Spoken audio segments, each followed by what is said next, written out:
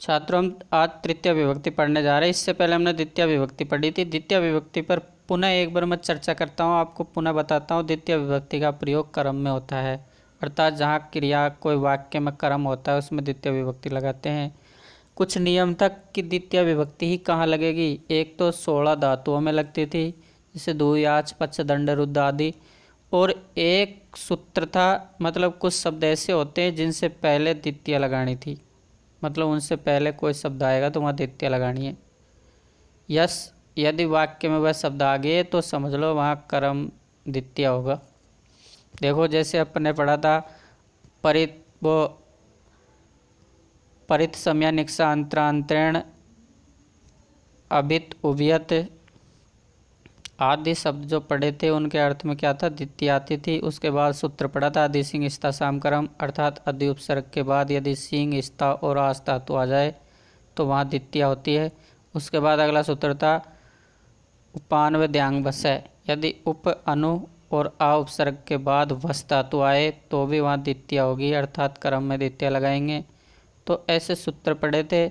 इसके बाद हम आज तृतीय विभक्ति शुरू कर रहे हैं। तृतीय विभक्ति कहाँ कहाँ किन किन शब्दों के साथ लगती है, बहुत सिंपल विभक्ति है तृतीया। तृतीया में कौन सा कारक होता है, करण कारक। कौन सा होता है, करण कारक। और इसका हिंदी चिन्ह क्या होता है छात्रों, से या द्वारा। क्या होता है, से या द्वारा। तो शुरुआत करते हैं तृतीय विभक्ति करण कारक को पढ़ने की। इसका पहला सूत्र साधकतम करणम।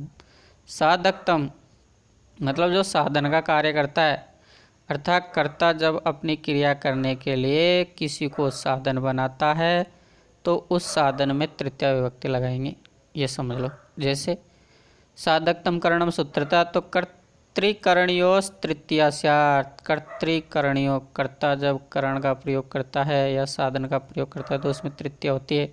जैसे परिभाषा पढ़ते हैं हिंदी में, क्रिया की सिद्धि में जो सर्वाधिक सहायक होता है, अर्थात क्रिया की सिद्धि का मतलब क्रिया की पूर्ति के लिए या क्रिया को पूरा करने के लिए जो सर्वाधिक सहायक होता है, सहायक मतलब साधन होता है, उस कारक की करण संज्ञा होती है और उसमें तृतीय विभक्ति होती है। करण संज्ञा मतलब करण कारक होता है, करण कारक में अपन जानते हैं तृतीय विभक्ति होती है।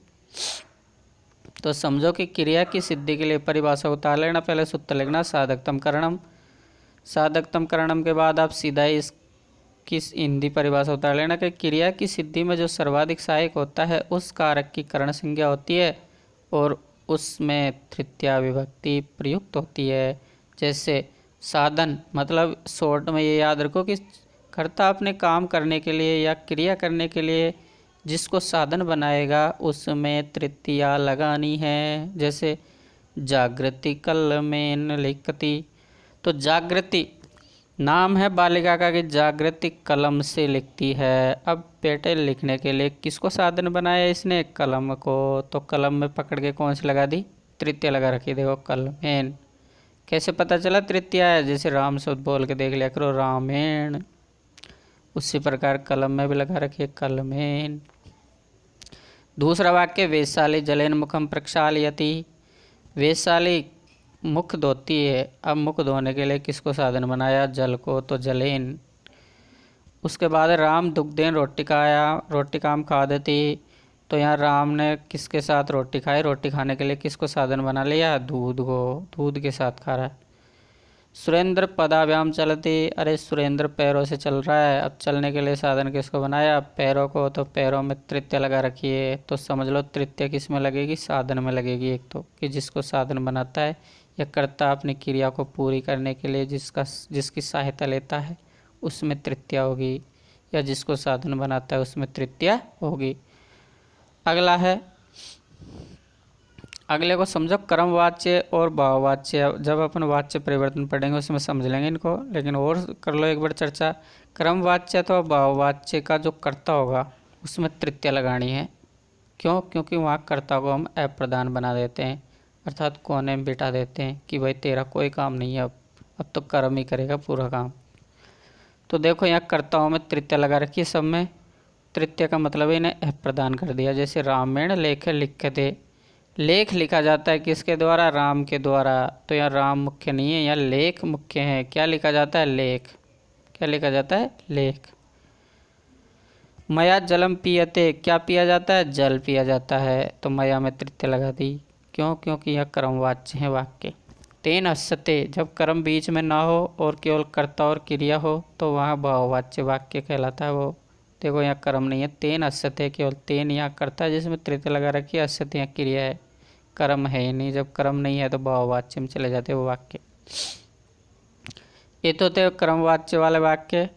इसके बाद जो मुख्य है तृतीय का वो पढ़ते सहयुक्ते प्रधाने, अर्थात जब कोई साथ की बात हो तो वहाँ तृतीय लगाते हैं।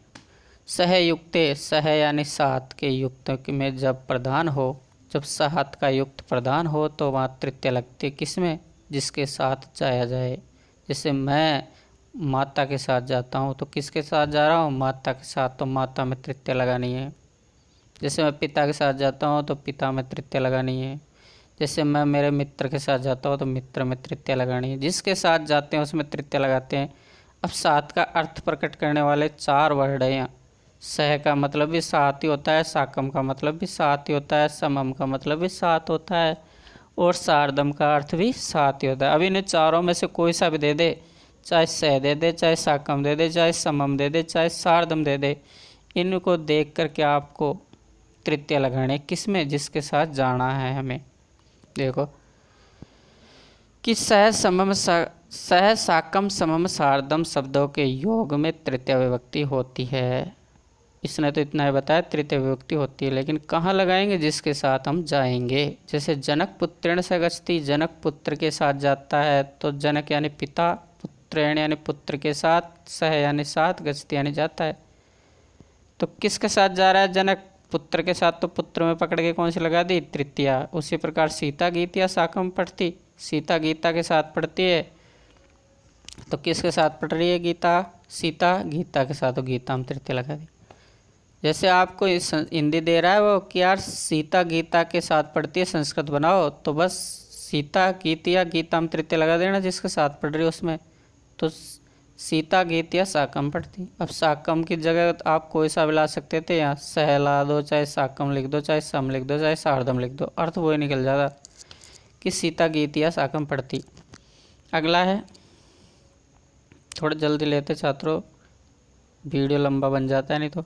ते स्वयं मित्र सार्धम क्रीडति, फिर मित्र में तृतीय लगा दी कि वे, ते यानी वे सब होता है, वे सब मित्रों के सार्ध, सार्धम यानी साथ, क्रीडंत यानी खेलते हैं। तो किसके साथ खेल रहे हैं? मित्रों, तो मित्रों में तृतीय लगा दी। मित्र बहुवचन है, तृतीय गए। जैसे राम रामो रामे, उसी प्रकार मित्र मित्रों मित्रे, वो सॉरी रामेण रामव्याम राम में तृतीय होता है। उसी प्रकार मित्रेण मित्राभ्याम मित्रेभ्य तृतीया, तो यह तृतीय का बहुवचन लगाया गया है। तुम गुरुणा सम वेद पाठम करोसी, तुम गुरु के साथ वेद का पाठ करते हो। फिर अगला सूत्र है एनांग विकारे तृतीय साथी है, तो इससे भी सिंपल सूत्र है।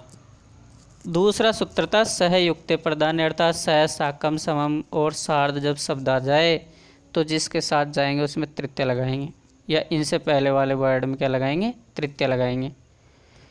तीसरा सूत्र एनांग विकारे, ये यानी जो अंग विकारित होता है, जो अंग विकारित होता है मतलब टूटा फूटा अंग, जैसे पैर टूट गया, नाक टूट गई, आँख फूट गई, मुंह टूट गया, कोई भी जब टूटे फूटे अंग का कहीं बात आए तो वहाँ तृतीय लगेगी। किस में लगाएंगे? उस अंग में ही।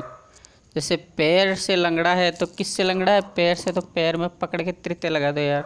जैसे देखो एनांग विकार है, जिस विकार युक्त अंग से शरीर में विकार दिखलाई देता है, विकार दिखलाई दे मतलब विकार अटपटा दिखाई दे, उस विकृत अंगवाचक शब्द में तृतीय विभक्ति प्रयुक्त होती है, अर्थात उस अंग में तृतीय लगाएंगे। जिसमें जैसे हाथ से लूला है तो हाथ में तृतीय लगा दो, सिर से गंजा है तो सिर में तृतीय लगा दो, शीर्षा।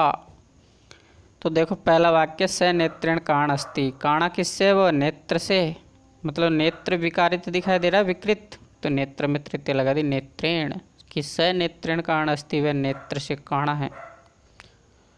नेत्रों से मत बोल देना, नेत्रों से काणा नहीं होता, दोनों ही जब फूट गए तो क्या कहलाता है? अन्ना अंधा। तो स नेत्रेण काण अस्ति, अर्थात वह नेत्र से काणा है। दो और वाक्य पढ़ते हैं इसके उदाहरण, ये आगे अगले वाक्य, बालक कर्णेन बधिर अस्ति। बालक कान से बहरा है। कर्णाभ्याम भी आ जाता है छात्रों, या कर्णाभ्याम मिलेगा अधिकतर आपको। क्यों? क्योंकि दोनों कानों से ही तो बहरा होता है। कि बालक कर्णाभ्याम कर्णे व्यायाम बधिर वर्तते, अस्थि भी आ जाते हैं, कोई दिक्कत नहीं। साधु पादेन खंजस्ति, साधु पैर से, पादेन यानी पैर से, खंज यानी लंगड़ा, अस्थि यानी है। साधु पैर से लंगड़ा है। किससे लंगड़ा है? पैर से, तो पैर में तृतीय लगा दी, पादेन। श्रेष्ठी यानी कोई बालिका का नाम है, श्रेष्ठी सिरसा खलवाट विदिते, श्रेष्ठी सिर से खलवाट यानी गंजी है। सूरदास नेत्राभ्याम अंधासित, सूरदास नेत्रों से अंधे थे। क्या थे? अंधे। अगला सूत्र लेते हैं इसका लास्ट, इत्यम बहुत लक्षणे। जिस चिन्ह से किसी की पहचान होती है उस चिन्ह वाचक शब्द में तृतीय विभक्ति लगाते हैं। जिस चिन्ह से अपन पहचान करते हैं, जैसे किसी के कोई बैग लेके जा रहा है या कोई स्कूल की ड्रेस पहना हुआ, तो अपन जान जाएंगे कोई छात्र है, पढ़ने वाला बच्चा है, तो वो पहचान है एक। तो ये कह रहा है कि जिस चीज़ से इत्यम भूत लक्षण यानी जिससे लक्षण प्रकट हो जाए, अर्थात हिंदी परिभाषा देख लो, जिस चीज़ से किसी की पहचान होती है उस चिन्ह या उस चीज़ में, या जिस चिन्ह से किसी की पहचान होती है उस चिन्ह में पकड़ के तृतीय लगाते हैं।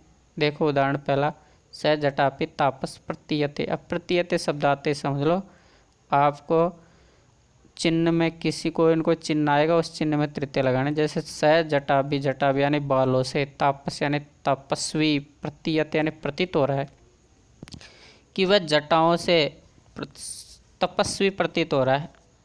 अब किससे पता चला कि ये तपस्वी है? जटाओं से पता चलेगा, वह बड़ी बड़ी जटाएं थी उसके। अगला, स बालक पुस्तके छात्र प्रतीयते, वह बालक पुस्तकों से छात्र प्रतीत हो रहा है। तो अपन कैसे जाने कि ये छात्र है? पुस्तकें देख कर जान गए यार कोई छात्र है, विद्यार्थी है। अगला, हेतु वाला पढ़ो। हेतु, जहाँ हेतु की जगह भाई अपन हेतु का अर्थ यह है कि किस कारण से। हेतुवाचक शब्द में तृतीय विभक्ति होती है।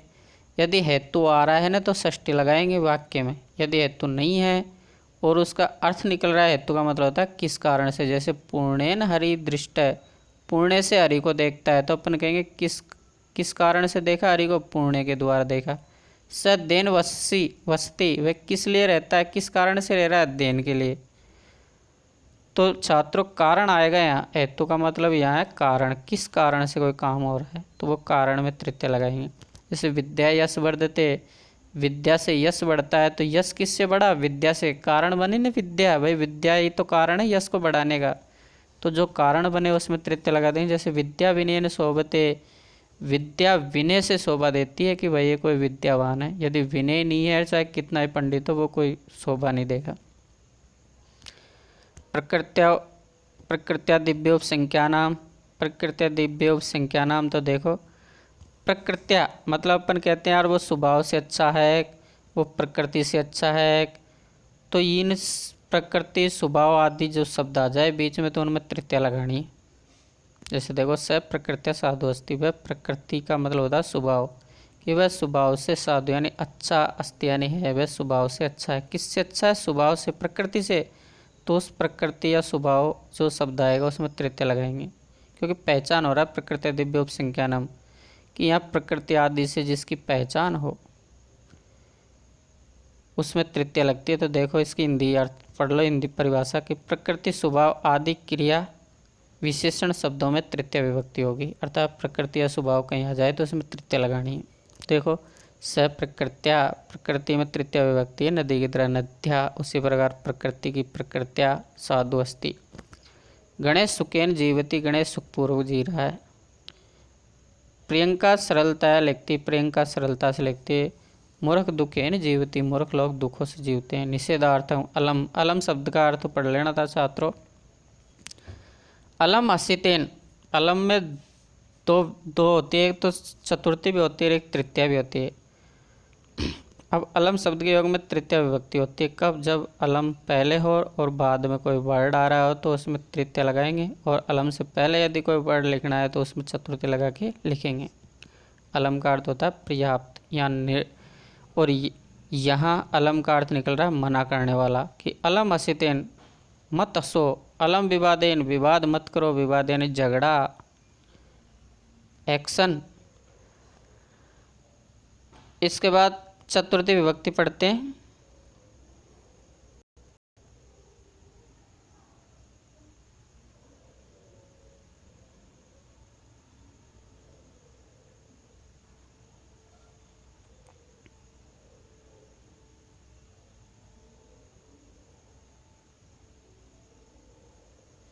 ये रही चतुर्थी विभक्ति।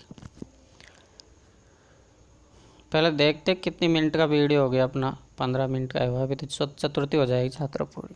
चतुर्थी विभक्ति देखते हैं। चतुर्थी, अब चतुर्थी विभक्ति का देखो कि के लिए का अर्थ प्रकट होता है इसमें ज़्यादातर। चतुर्थी विभक्ति में कौन सा कारक होता है, याद करो, संप्रदान कारक। इसका हिंदी चिन्ह क्या होता है, के लिए। तो परिभाषा पढ़ते हैं कि दानस्य कर्मणा कर्ता या संतुष्टम कर्तुम इच्छति, कि दान के द्वारा, दान कर्म आदि के द्वारा, कर्ता यम यानी जिसको, संतुष्ट कर्तुम इच्छति संतुष्ट करना चाहता है। क्या करना चाहता है, संतुष्ट करना चाहता है। स संप्रदानम इति कथ्यते, वह संप्रदान कहा जाता है। देखो, कर्मणा या विप्रेति से संप्रदानम, कि कर्मणा आदि के द्वारा जिसे अभिप्रेरित करता है अर्थात संतुष्ट करता है, उसमें वह संप्रदानम है, वह संप्रदान कहा जाता है। और चतुर्थी संप्रदान है, और संप्रदान में चतुर्थी विभक्ति होती है, याद रखना। यहाँ से समझ जाओगे अब आप कि दान, ब्रैकेट वाला देख लीजिए, दान कर्म के द्वारा कर्ता जिसको संतुष्ट करना चाहता है वह संप्रदान कहा जाता है। और संप्रदान में चतुर्थी विभक्ति होती है, अर्थात कर्ता जिसके लिए एक दान देगा, मतलब दान आदि दे, कोई चीज़ दे, तो समझ लो वहाँ क्या होगी, जिसको दे रहा है उसमें चतुर्थी होगी। जैसे पिता पुत्र को फल देता है तो पिता पुत्राय फलम ददाति, पिता पुत्र के लिए फल देता है तो पुत्र में चतुर्थी लगा दो, जिसको दिया जाए उसमें चतुर्थी लगा दो। जैसे राजा ब्राह्मणों को गाय देता है तो किन को दे रहा है गाय, ब्राह्मण को, तो ब्राह्मण में पकड़ के लगा दो चतुर्थी। यार देखो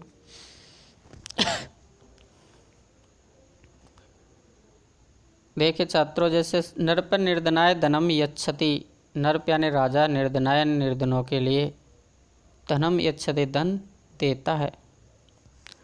तो निर्धन किसको देता है, निर्धनों को, तो निर्धन में चतुर्थी लगा दी, निर्धनाय। बालक स्वयं मित्राय पुस्तकम ददाति, बालक अपने मित्र के लिए, स्वयं यानी अपने मित्र के लिए पुस्तक देता है। तो मैंने अभी कहा कि जिसको दी जाए चीज़ उसमें चतुर्थी लगा दो। यहाँ राजा किसको दे रहा है, निर्धनों को, तो निर्धन में चतुर्थी लगा दी। यहाँ बालक किसको दे रहा है, अपने मित्र को, तो अपने मित्र में चतुर्थी लगाए, सौमित्राय।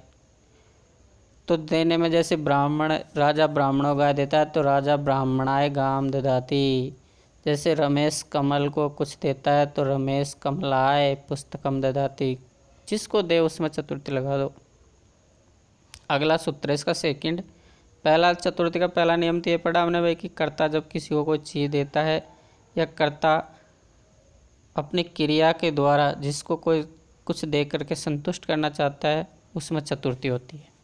तो देने के अर्थ में जिसको दी जाए उसमें चतुर्थी लगानी, याद रख लो। परिभाषा को बढ़िया तरीके से उतार लेना ऐसे कैसे आप। अगला पढ़ते हैं दूसरा इसका सूत्र, रुचियार्था नाम प्रियमाणम। अर्थात रुचियार्था नाम का मतलब होता है अच्छा लगना। जिसको अच्छा लगे कोई भी वस्तु उसमें चतुर्थी लगा देना। किस में लगाएंगे चतुर्थी, जिसको अच्छा लगे, जिसको अच्छा लगे। जैसे रमेश को पढ़ना अच्छा लगता है तो किसको अच्छा लग रहा है, रमेश को, तो रमेश में चतुर्थी लगा दो, रमेशाय पठनम रोचते। या सीता को रसगुल्ले अच्छे लगते हैं तो सीताय रसगोलकम रोचते। रुच धातु आती है इसमें, रोचते का मतलब रुच धातु। तो यह समझो कि रुच धातु के योग में, रुचि अर्थ वाले धातु के प्रयोग में जो प्रश्न होने वाला है, अर्थात जो जिसको अच्छा लगता है उसकी संप्रदान संज्ञा होती है। संप्रदान बोले तो चतुर्थी विभक्ति होती है, और संप्रदान में चतुर्थी विभक्ति प्रयुक्त होती है। छात्रों में बोलता हूँ वही हूँ, लेकिन उतारना आप इन्हीं परिभाषाओं को, मैं बोलता सरल भाषा में समझाना चाह रहा हूँ आपको। रुच्यार्थ नाम का मतलब होता है रुच अर्थ वाले धातु, रुच का मतलब होता है अच्छा लगना। तो रुच अर्थ वाले धातु में चतुर्थी विभक्ति होगी। किस में लगाएंगे चतुर्थी, जिसको अच्छी लग रही है। देखो उदाहरणों में समझ जाओ। ये देखो, खुल जा सिमसिम। ये देखो, भक्ताय रामायणम रोचते। अरे रामायण रोचते यानी अच्छी लग रही है किसको? भक्त को। तो भक्त में चतुर्थी लगा दी, भक्ताय, कि भक्त को रामायण अच्छी लगती है। अगले, बालकाय मोदका रोचनते, बालक के लिए लड्डू अच्छे लगते हैं। अब क्रिया यहाँ रोचते रोचनते क्यों आए बेटा? यह क्रिया क्रम के अकॉर्डिंग चलेगी। यहाँ रामायण एक था, एक वचन थी रामायण, तो रोचते आया। और यहाँ मोद का देखो बहुत सारे लड्डू है, तो क्रिया में रोचनते आया। क्यों? बहुवचन में क्रिया हो गई कि बालकों को लड्डू अच्छे लगते हैं। अगला, गणेशाय दुग्धम स्वदते। स्वदते का मतलब होता है पसंद आना, कि गणेश के लिए या गणेश को दूध पसंद है।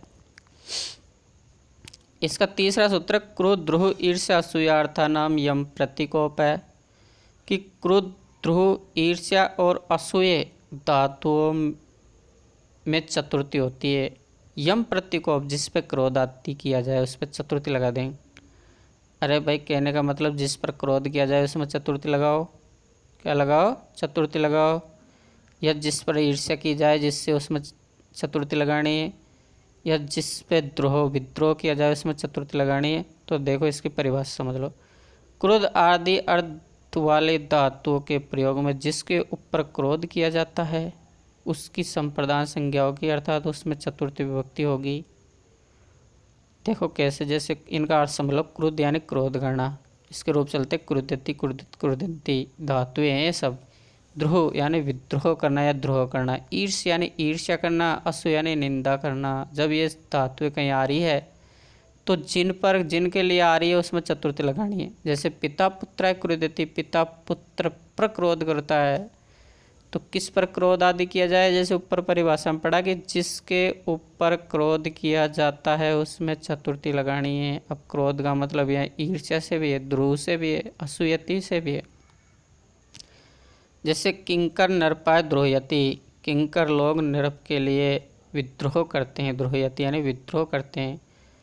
दुर्जन सज्जना ईर्ष्यति, दुर्जन जो लोग होते हैं वो सज्जनों से ईर्ष्यति यानी ईर्ष्या करते हैं। तो किससे ईर्ष्या कर रहे हैं? सज्जनों से, जो सज्जन में लगा दी। अगला, सुरेश महेशाय असूयति, सुरेश महेश की निंदा करता है। तो किसकी निंदा करता है सुरेश? महेश की। तो महेश में चतुर्थी लगाए, अर्थात जिस पे क्रोध आदि किया जाए उसमें चतुर्थी लगानी है। या किसी से ईर्ष्या की जाए उसमें चतुर्थी, या किसी की निंदा की जाए उसमें चतुर्थी। अगला सूत्र है स्प्रह रिप्सित, स्प्रह धातु के योग में, स्प्रह धातु के योग में जो इच्छित हो उसकी संप्रदान संज्ञा होगी, अर्थात चतुर्थी होगी। जैसे स्प्रह यानी इच्छा करना। बालक पुष्पा स्प्रहयति, बालक पुष्पों की इच्छा करता है। पांचवा सूत्र, नम स्वस्ति स्वाहा स्वधा अलम वसट योगाश्च चतुर्थीस्यात्, कि नम स्वस्ति स्वाहा स्वधा अलम वसट योगास में चतुर्थी होती है। अब इनके विग्रह करते हैं इस सूत्र का। नम यानी नमस्कार करना, स्वस्ति, स्वस्ति यानी कल्याण होना, स्वाहा यानी आहुति, स्वधा यानी हवि का दान, वसट यानी भी हवि का दान होता है, अलम यानी समर्थ, अलम यानी समर्थ। अब जब ये शब्द कहीं आ जाए और इनसे पहले जो भी शब्द होगा ना छात्रों, उसमें चतुर्थी होगी। क्या होगी? उसमें चतुर्थी होगी। लास्ट सूत्र है इसका, कि ये शब्द कहीं भी आ रहा है, नम शब्द किसी भी वाक्य में आ जाए और रिक्त स्थान दे दे कि भाई पूर्ति करो, तो चतुर्थी लगा के पूर्ति कर देना। स्वस्ति आ जाए, या स्वाहा आ जाए, या स्वदा आ जाए, या वसट आ जाए, या अलम आ जाए। अलम से पहले जो भी शब्द होगा चतुर्थी, अलम के बाद वाला शब्द होगा उसमें तृतीया। अभी पढ़ा था इससे पहले। तो देखो,